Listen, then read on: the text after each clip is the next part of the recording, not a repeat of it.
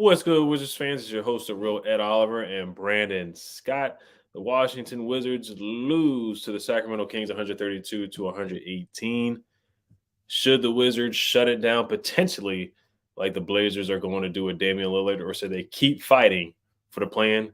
Let's talk about it. Let's get started. You are Locked On Wizards, your daily Washington Wizards podcast. Part of the Locked On Podcast Network, your team every day. We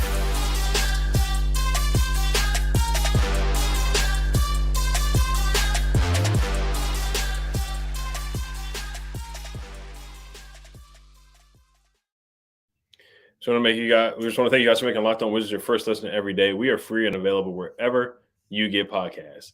Today's episode is brought to you by Prize Picks. First-time users can receive a 100% instant deposit match up to $100 with promo code Locked On. That's PrizePicks.com, promo code Locked On. Washington Wizards lost to the Cavaliers on Friday night, and they also lost to the Kings on Saturday night, both in blowout fashion.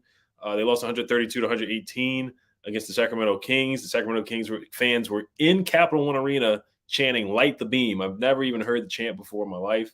But it is what it is on that. That just shows you how the season's going. Now the Wizards are in the 12th spot. They are behind the Indiana Pacers. Actually, they're tied for the Pacers for the 11th spot, and they're 1.5 games behind the Chicago Bulls. Kyle Kuzma had an ankle injury.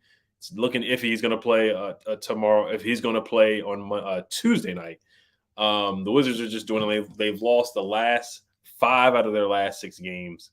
What are your thoughts on the Blazers, what they're doing with Damian Lillard? They're going to shut him down potentially if they are out of contention for the play-in. Do you think that's something that the Wizards should copy and go and look towards the draft?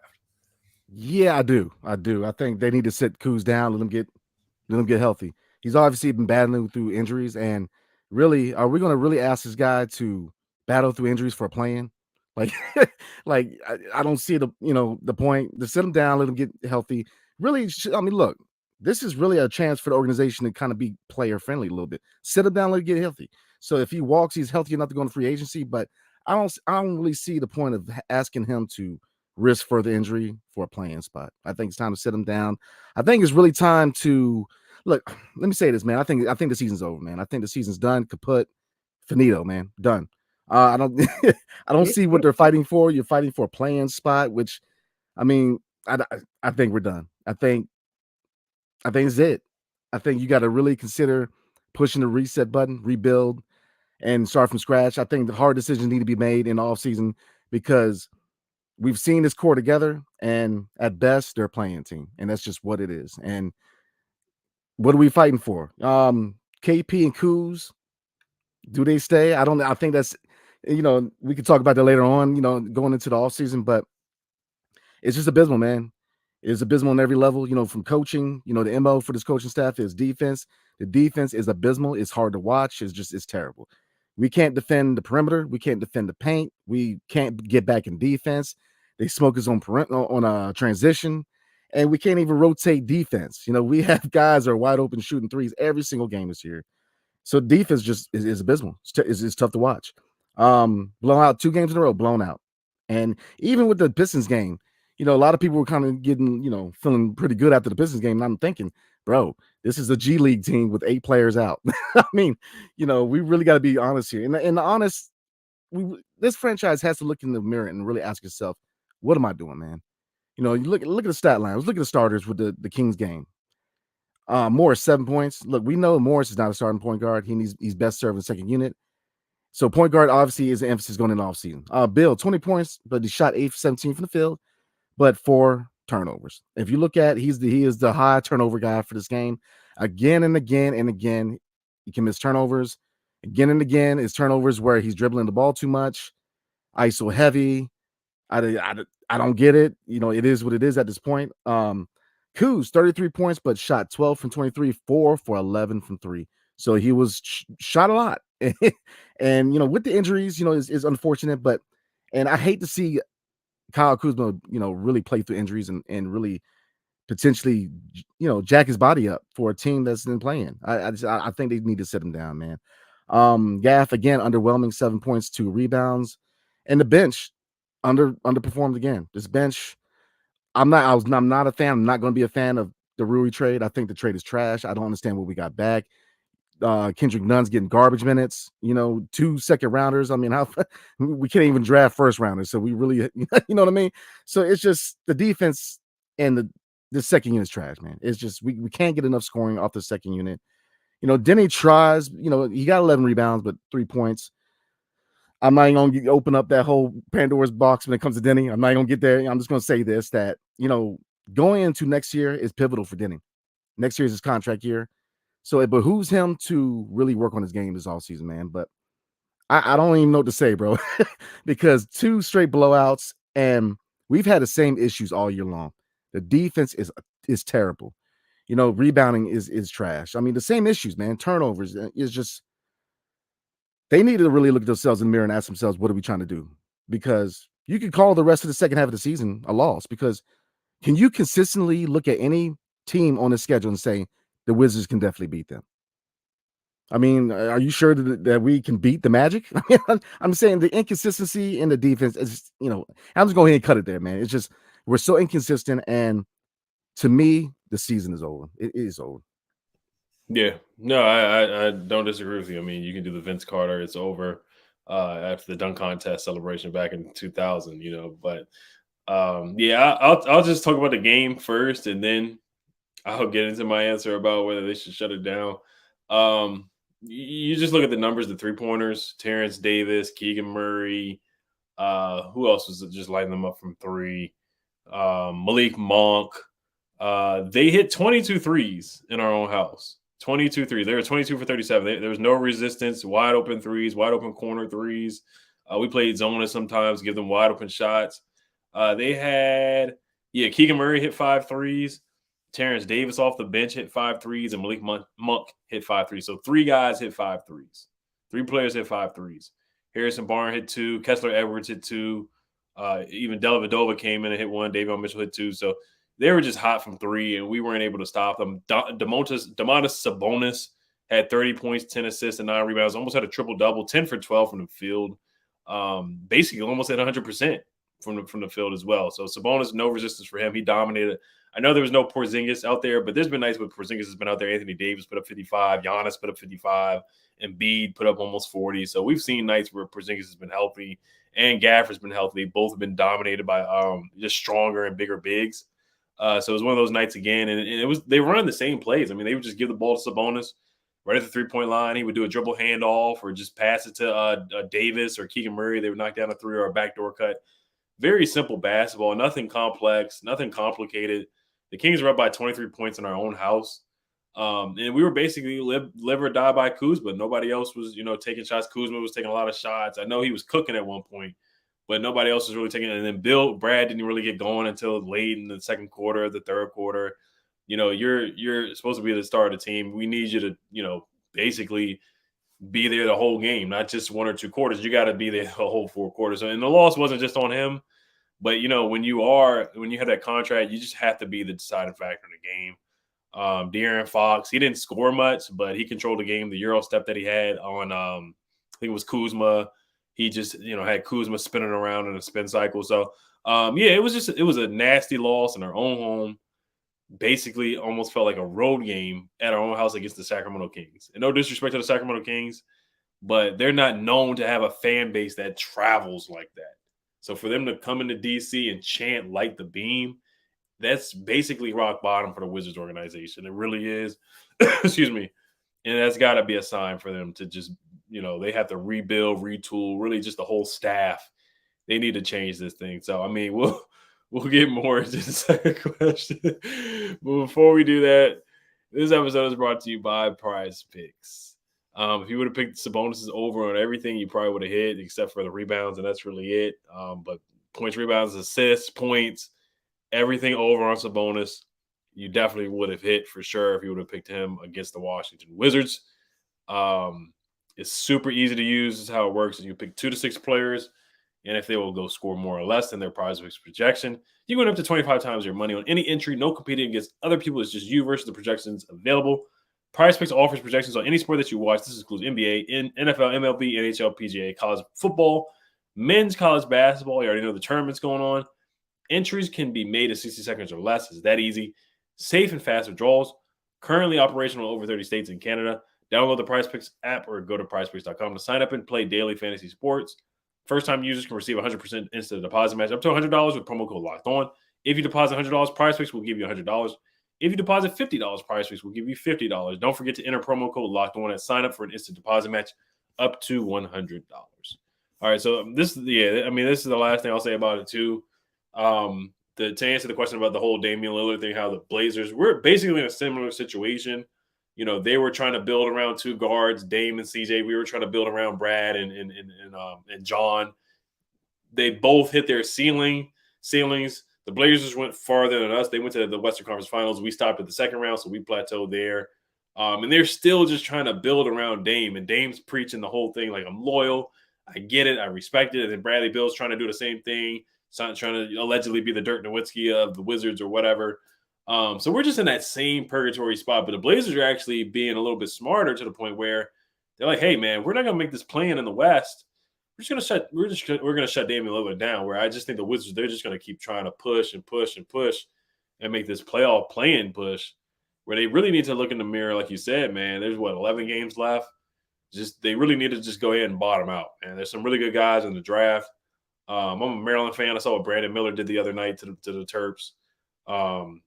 There's just so many good guys. You just don't know. You never know what your luck can be, man. If you keep losing, and they're really not that far off. You look at the standings.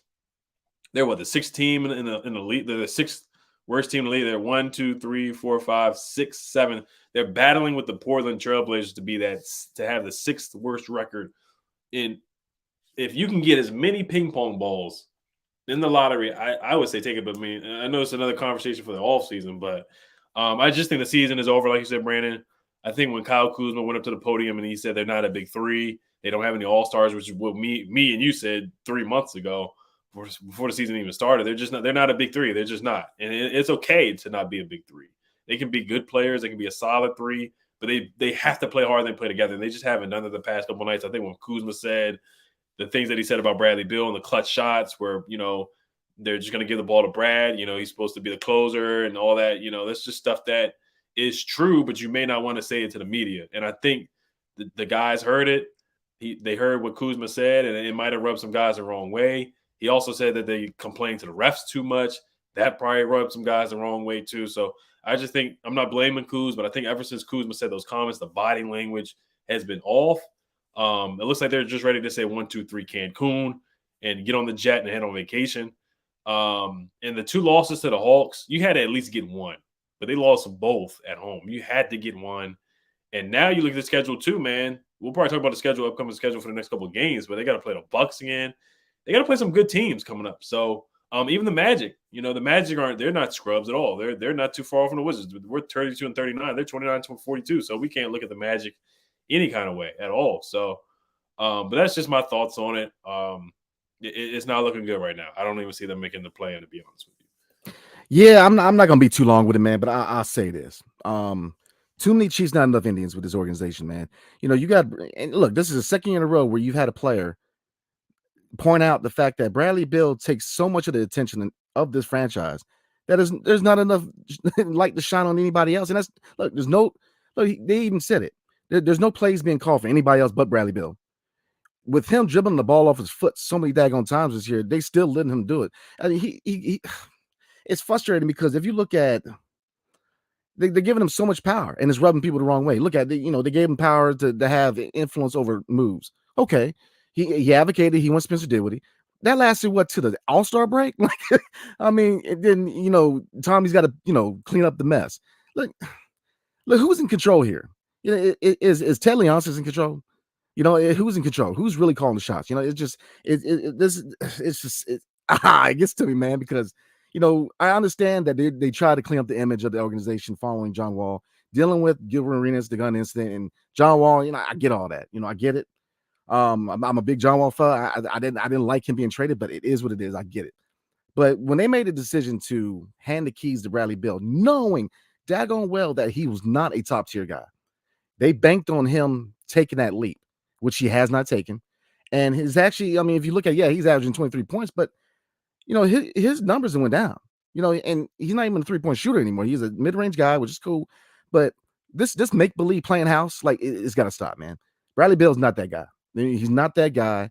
I'm tired of the laughing, the joking around. The playing. Look, stop. It's over, man. How serious? I mean, look, the fan base wants a championship, man. Straight up, we won a championship. I don't know what the vision is for this ownership. You see Ted Leonsis on the sidelines with his little chain looking like a cornball. But I mean, what is the vision here, man? Like, what's the vision? Like, it's all cute and all that, but look, we're not a good team, man. I mean, and why we refuse to hit that rebuild button, I'll never ever tank. That's somebody who like has a track record of success that says that. Like, you can't be a sub 500 franchise and say we ain't never gonna try to tank. I mean, when have you ever stopped? Like, it angers me because look, the season's over. I mean, we can try to find momentum and try to win some games, but the season's over because what are we really fighting for? A play-in? Look, even if we make the playoffs, we're gonna get drummed out in the first round. So what's the point? No, I think that there's a lot of decisions need to be made because these last 3 games, they say a lot about this franchise and where it's headed. Detroit, the fact, I'm gonna say this, man, the fact that a lot of fans were puffing their chests out, beating a G League team who had 8 guys out says a lot. And then we get totally blown out the frame in these next 2 games by teams who they're serious about contending. And really, if you talked about Cleveland, you talked about Sacramento, these are small market teams, man, who free agents don't want to go there. They are the blueprint. Cleveland and Sacramento. What do? They worked through the draft. They scouted. They really hit the mark on draft picks. And then when it came time to make that step forward, they added that piece, whether it's Sabonis for Sacramento, whether it was Donovan Mitchell for Cleveland. But you can't cobble a bunch of people together and say, oh, man, we're going to try to do something. Like, nah, rebuild. Tear it all the way down. Look, Tommy Shepard, he needs to interview for his job again. Easy. He needs to interview for his job. If not, go out there and get a GM who's worth the daggone.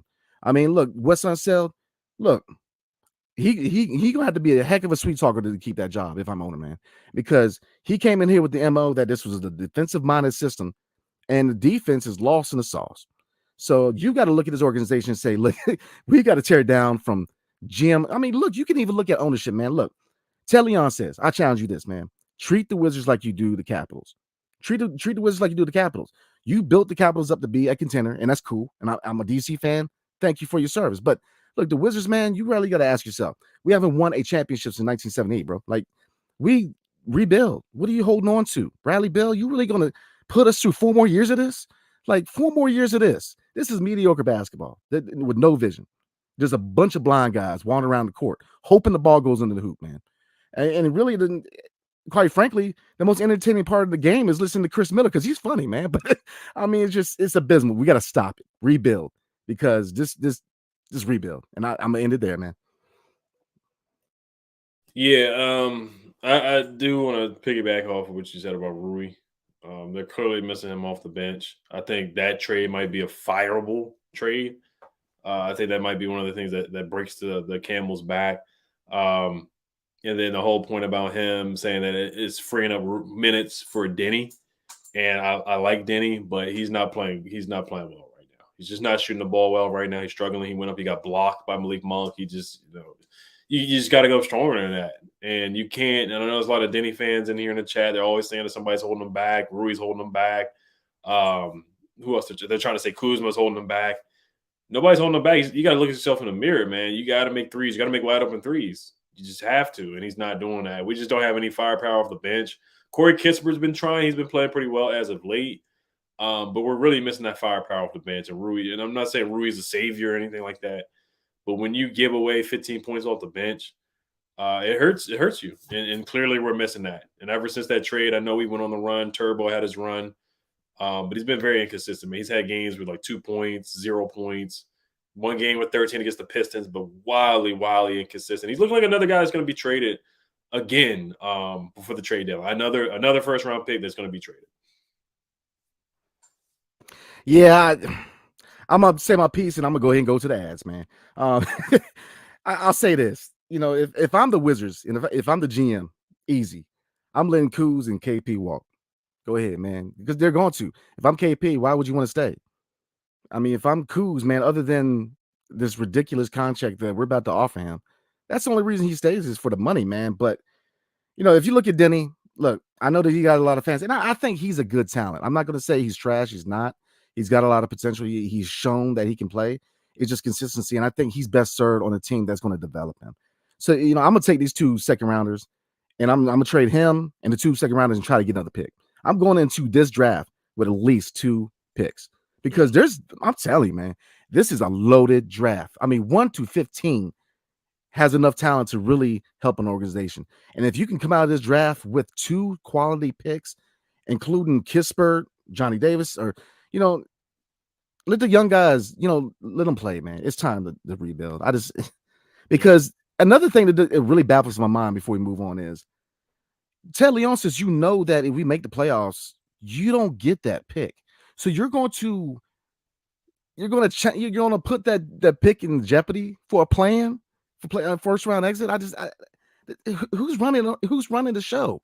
Like, I mean, you know what I mean? Like, come on, man, stop with this fantasy. Oh, playing. I mean, nobody starts the year trying to go to the play-in. It's like, how many you think the University of Kansas says, all right, gentlemen, look, the goal this year is the NIT. Nobody's buying that, or else their recruiting's going out the window. I'm just saying. So I'm gonna end it there, man. They in short, this organization, man, really has to figure out what it wants to do for the next 3 to 5 years, because this ain't it. So before we move on to comments, tonight's episode is brought to you by Nissan Area. Nissan's most electric player of the week is brought to you by the all-new, all-electric 2023 Nissan Aria. Now, I don't see many Wizards players that had a recent performance to have player of the week. So I'm going to roll with a lot of the concept and words that make the Aria such a wonderful car. Well, it's electric. It's brilliantly fierce, fiercely elegant, stunningly powerful, elegantly powerful, and drivers on duality, combination of fierceness and elegance. Beautiful, but strong. The perfect SUV crossover. The 2023 Nissan Aria packs a pin you to your seat power and premium intelligence all in one electric vehicle. The all-new, all-electric 2023 Nissan Aria, the electric vehicle for people who love to drive. Shop now at NissanUSA.com. Tonight's episode is also brought to you by Built Bar. The Built March Madness bracket is here. We know you have a favorite bar or puff, and now's your time to make it count. Go to BuiltMarchMadness.com to vote for your favorite. I know I'll be voting for the coconut puff. And if you want the Wizards to win, then you'll be voting for that bar too. Support your team, support your bar or puff. And when you vote for your favorite bar or puff, you'll be entered into a drawing where 50 lucky Locked On listeners will get a free box of Built. Oh, not only that, but one Locked On fan will win a 12-month subscription to Built to have Built's best bars or puffs delivered monthly straight to your door. Oh, man. You got to try Built. Built, the best protein bar ever. Ever. Seriously. They're so amazing you won't think they're good for you. What makes Built bars and puffs so good? Well, for starters, they're all high in protein, low in sugar, and covered in 100% real chocolate. That's right, real chocolate. Run to BuiltMarchMadness.com right now to vote for your favorite bar or puff and pick up a box while you're there. You can vote every day in March, so hop in and support your pick. So let's go ahead and slide in the comments, because I know just some interesting comments tonight. So I definitely appreciate everybody. All right, so Probably read 1 or 2. We'll probably save some for tomorrow. Got you. All right. It's hard to just read one. I know. Shugs BZ said finally Rui was a bum trade. I mean, yeah, we said that. The only thing is that none excuse me, none started off really, really well when he first came here. He showed some flashes, he had a nice dunk against the Rockets, energy, making shots, coming off the bench, playing well, and then now he's just he can't hit any threes, he can't shoot, not really providing much on defense. He's just unplayable. He really has. He's basically like what Will Barton was. Well, Will Barton was just the decision making was questionable, the shot selection was questionable.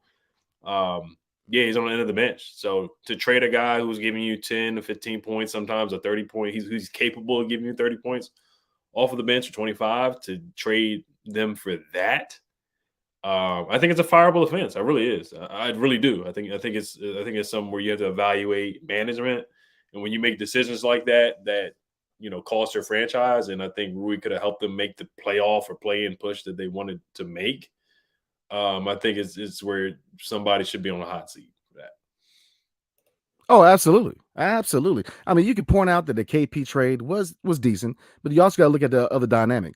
How much were they pushing him out the door? We know that KP, he wasn't working with Luca, and they were looking for a team to pick it up. So yeah, I think that it was a good trade in hindsight.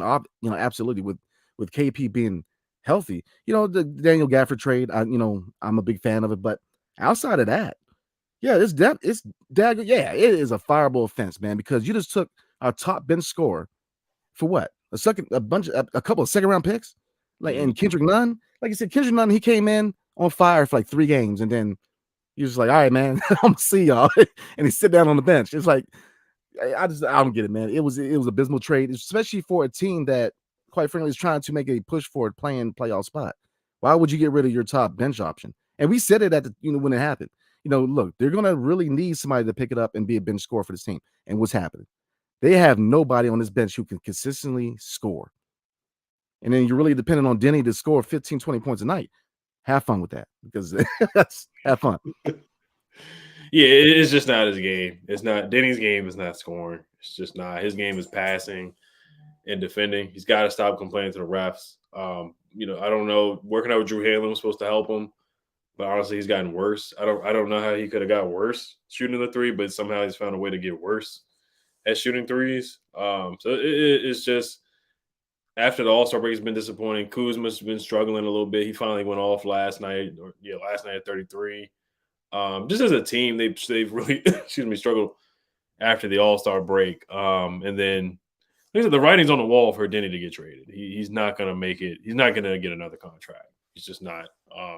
It's just what happens with first-round picks. Yeah, I agree, man. And just you said it earlier. If you're not re-signing your first-round picks, what does that say? You got to step the game up with scouting. So that's it's just let's see. Ben said we got none in back for that trade. Shaking my head. Yeah, absolutely. Let's see. Joe for Love said, once again, another lost year. You get blown out at home in a must-win game. Rebuild is upon us. Yeah, it is. I think this is the time, man. We've tried it, and we see what the ceiling is, and we see what the floor is with this core, man. And I, for one, don't think is a foundation for a contender. So I think it's time to rebuild. So I guess we'll do one or two more. Chip said, I told you Rui was a bad mistake. I got Xavier Cooks. The only thing when I saw Xavier Cooks last night, and it just tells you how they build the roster. They don't get shooters. They don't really get athletes. Now, Cooks is an athlete, and I know he just got off the plane, so he's probably got jet lag, stuff like that. But he just looked like I don't really expect much from him. And how can you expect much from him? But they don't get the modern basketball player. They don't get guys that can shoot, that can knock down a 3, that can 3-level scores. They just don't like to do that. They don't like to bring in guys that can do. I'd rather than bring up Quentin Jackson from the G League. That's one guy I want to see play. Let Johnny Davis play a little bit more. Quentin Jackson just had a triple-double. I think that might be their best pickup of the whole, other than DeLon Wright. Quentin Jackson. He probably, you might have to look at him as your draft pick, because I like Johnny a lot. I don't want to bag on Johnny because Johnny's starting to play better. But I think Quentin Jackson, honestly, I think he's the rookie that actually looks ready that has the highest potential right now. So I think they just need to give Quentin Jackson some playing time. They need to give him 25 to 30 minutes. And like we were talking about with Damian Lillard, shut Brad down. Kuz's got a bad ankle. Porzingis has an illness. So we'll see how long he'll be out with his illness. But yeah, Quentin Jackson's a guy I think they need to give some playing time to. A lot of playing, not just 5-10 minutes, like 30 minutes. They need to just let that guy play. Yeah, I mean, I said it earlier, man. I think this is the perfect time to really see where these young guys are at. Mm-hmm. Give them some time. Johnny Davis, man, I'll say this, with some proper playing time, he's really evolved. I mean, he's really worked his butt off to get to the point where he's contributing at the NBA level. I get it, 4 points here, 11 points there, but I saw enough about his game lately that, a lot of those issues mentally that he was dealing with in the beginning of the year, he's not dealing with anymore. He's got confidence. So I'm really intrigued with 25 minutes a night, what Johnny Davis can do. You know, same thing with, you know what I mean? Like let Denny take 30 minutes a night, put the ball in his hands, and everybody who advocates for him to be that orchestrator, let's see it. You know, same thing with, Kispert. Let's find out what his ceiling is. But this whole charade, like like this solid threes is gonna hit the switch and all. Nah, man, it's over. And Xavier Cooks, man, I'll say this: he looks intriguing, but it's so cornballish of Tommy Shepard to be like, oh, no, we got reinforcements on the way. We got Xavier Cooks for the Australian Basketball League coming, man. So y'all, come on, man. It's over. Go ahead and give these guys some time to develop, and we'll see what we got. So yeah, Cooks doesn't shoot any threes. He doesn't provide anything from the outside, which is what the Wizards could definitely use. But he provides athleticism and hustle. So it's kind of just like the old school way of thinking. They're just not getting the guys that can shoot the three and space the floor. And I just, it's an interesting move to bring him in right now when the season basically, and they signed him to a 4-year deal. So it's a nice lengthy deal, man. So we'll see how it works out. Is he going to take minutes away from Denny just like Anthony Gill does, or like you said with Denny, just I would just let him play. Excuse me, let him make mistakes. Give him 35 to 40 minutes a game. Just let everybody play. This Isaiah Todd, give him 15, 20 minutes a game for these last 10, 11 games. And if they lose, that would give them better position for the draft. But we'll talk more about this tomorrow. So, but yeah, we just want to thank you guys for listening and making Locked On Wizards your first listen every day. Now, check out the Game to Game podcast. Every moment, every top performance, every result. Locked On Game to Game covers every game from across the NBA with local analysis that only Locked On can deliver. Follow Game to Game on Locked On NBA, available on the Odyssey app, YouTube, and wherever you get your podcasts. Hail to the Wizards. Peace.